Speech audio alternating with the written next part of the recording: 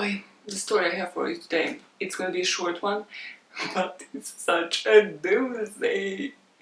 It's such a doozy. Hello, you look lost, but I think you have just been found. Is this your channel? Is this the kind of content that you want? Me close up in your face telling an intense story. I am just here for a short one, okay? This story has been on my brain since January. I've done it as like podcast episode number 3. You can listen to it below, so this is just gonna be like a short recap of that, because I cannot forget about this story. There's something in it where I'm like, is it real though? Has it really happened? And well, if I have heard about it and I can't unhear about it, you need to know about it. So, what is it about? It's a true crime case, okay? There's nothing funny about it, except everything is funny about it. It's an international one. International ones are always extra weird. By international, I mean like not UK or US crimes that you have heard about. This has happened in Padborg in Denmark in 1981.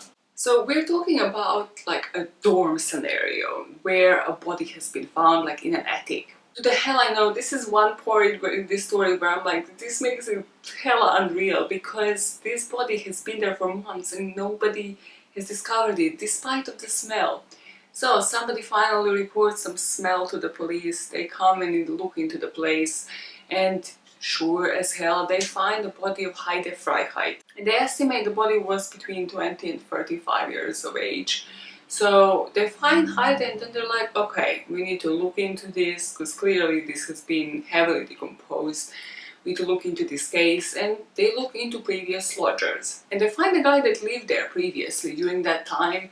And at first they just interview him as kind of like, hey, did you ever notice any smell? The science wasn't as up to speed as it is now, so they're like, you know, maybe he was there and he smelled something, maybe that happened before him. His name is Luigi Longhi. So they interview this guy, and soon enough they realize that he is a bit special.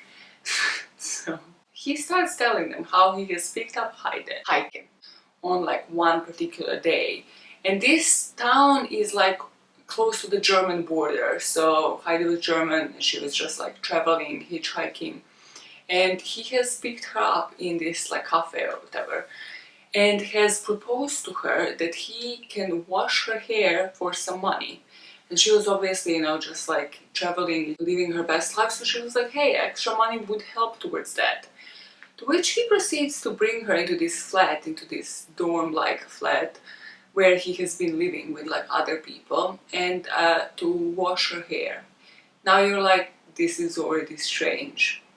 You have no idea. You have no idea what's coming. He proceeds to wash her hair, and now, you know, like a normal kind of like timing that hairdresser would have, you once it passes, you're kind of like, okay, now my hair seems pretty washed, can I go? No. He proceeds, once he runs out of shampoo, he proceeds to put all these different produce onto her hair. Everything he could find at the house. We're talking condiments drawer, we're talking goat's cheese. To put goat's cheese onto people's hair. There's actually a report that says that they even fell asleep, and then once they woke up, he just proceeds to wash her hair. He puts honey on it, he puts cheese, mayo, ketchup, everything he can find in this freaking condiment drawer. He puts on her hair, and then like he's running out of stuff, and she tries to like stomp the ground so to alert like downstairs neighbors. However, he notices and he prepares a rope. He actually said like, well, I just wanted to wash her hair, and once she wasn't really up for it, like after hours, you idiot, then like, yeah, I prepared a rope. So his excuse is that the news has done this. It's not his fault, it's the rope's fault. So he strangles Heide there. Now when she's dead, he just stuffs her into like this wall space, so where the attic is, and he just later date the place. He just left out there. And well, that's about that from the case. He has been arrested. According to like one other person that I have gotten in touch when I researched this case, and I have yet, I'll put the link to their video before.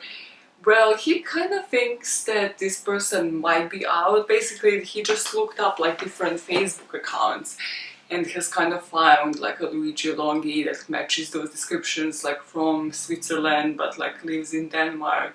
So that could be him, he could be out of prison, or maybe none of this could be real. But I mean, there is at least one picture of the victim, so I think it's real.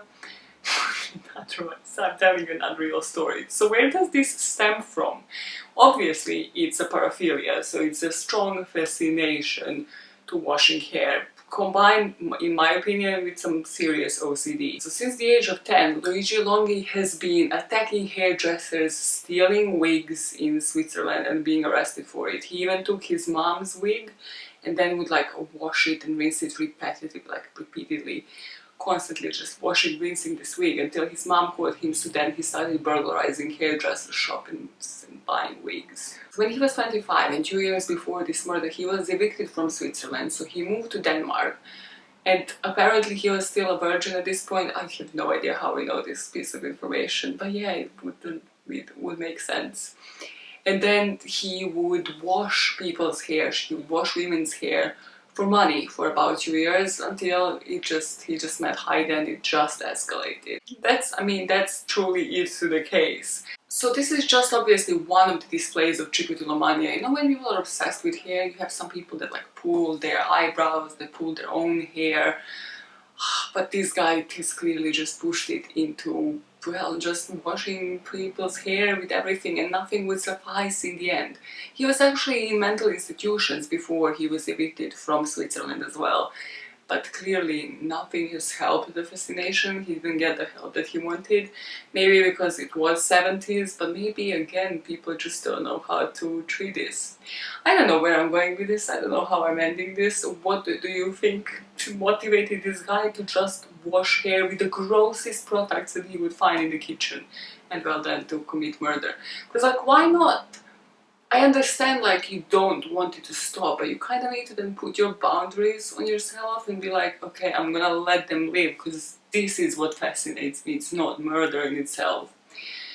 And yeah, do you know anything about Luigi Longhi? I think that's more what I want out of this video. I want somebody to tell me like 100% this case is real.